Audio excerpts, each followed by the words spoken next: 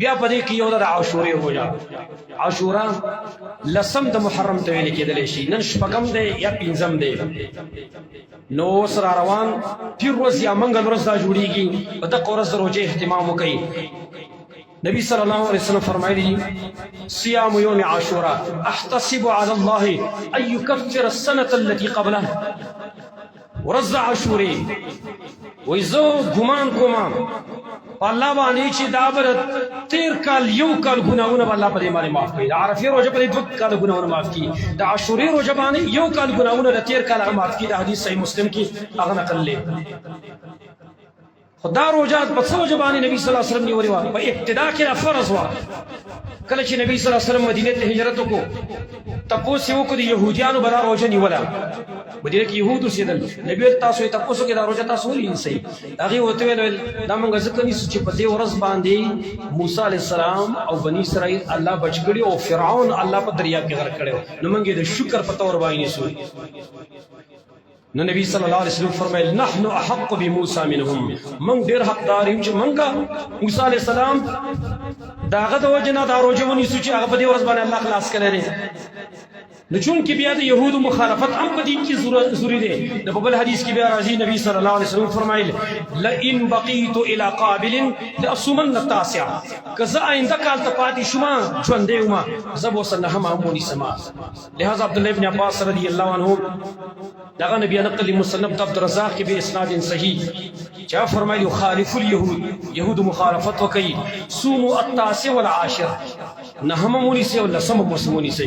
بل روایت کې راغلي صوموا یوما قبله و یوما بعده، یا نهم لسم ونیسئ. میاشت محرم میاشت او د دې میاشتې ډېر خلک غافلوي چې په دې کې څه کول پکاري. او مخکې موږ ویلي چې موږ ډېر په افسوس سره ویو زموږ عام مسلمانان دا کم میلادي میاشتې چې دي انګریزي شمسي جنوري فروری مارچ اپریل مئی جون جولای اگست ستمبر اکتوبر نومبر دسمبر دا ټول دې ته په یو پټه باندې یاد وي. او چې کله زموږ اسلامي حساب راشي بیا هیڅ چاته معلوم نه وي. موږ صرف یو څو میاشتې پیژنو، یو د روژې میاشت کرته پیژنو او یو د لوی اختر میاشت پیژنو، نور نه پیژنو. موږ نمونه راته هم نه دي معلوم. حال دار چې په دې باندې زموږ دین هغه بنا دی. هغه دار دین بعضي مسائل په دې میاشتو سره تعلق ساتي. عزتمند میاشتې څلور میاشتې دي. الله ذکر کړی قرآن کریم کې ان عدة الشهور عند الله 12 شهرا في كتاب الله يوم خلق السماوات والارض منها 4 حرم. شمار د میاشتو د الله په نسبت باندې 12 میاشتې دي. کوم ورځ چې الله سبحانه وتعالی پیدا کړی دي دا د الله په کتاب کې لیکل شوی دي. منها 4 حرم، څلور میاشتې په کې عزتمندي میاشتې دي. هغه څلور میاشتې کمې دي. منها 4 حرم.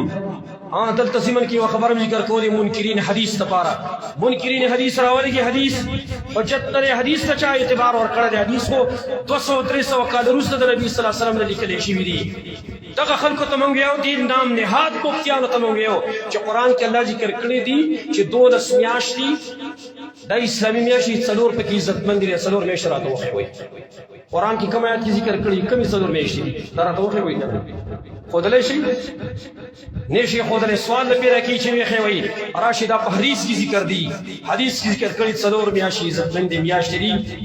درې مسلسل دي، یوه منځ کې ده مسلسل هغه داري ذوالقعده، ذوالحجه، محرم. دا درې مسلسل دي. ذوالقعده د لوی اختر چې کوم میاشتې میاشت ده، بیا ورپسې ذوالحجه چې هغې ته د لوی اختر میاشت هم ویو، او اوس محرم خلک چې ورته سنیان وایي. او منځ کې بیا بله ده رجب چې هغې ته خلک زبرګه میاشته وایي. دا څلور میاشتې عزتمند دي. دا په حدیث کې راغلي دي. نو په دغه میاشتو کې یو میاشت محرم میاشت چې اوس دا شروع ده تقریبا نن 5 یا 6 تاریخ دی. د بعضې ملکونو 6 دی، د بعضې ملکونو 5 تاریخ دی. د دې فضیلت هغه دا دی چې په دې کې به نبي صلی الله علیه وسلم روژې ډېرې نیولې. حدیث صحیح مسلم کې راغلی دی. نبی صلی الله علیه وسلم فرمایي افضل الصيام بعد رمضان شهر الله المحرم. بهترین روژه یو بهترین اعمال لخوا هغه د ذوالحجې الله سره کې دي. بهترین روژه نور نو روژه بهترین روژه د رمضان وروسته دا په کوم میاشت کې ده؟ شهر الله المحرم.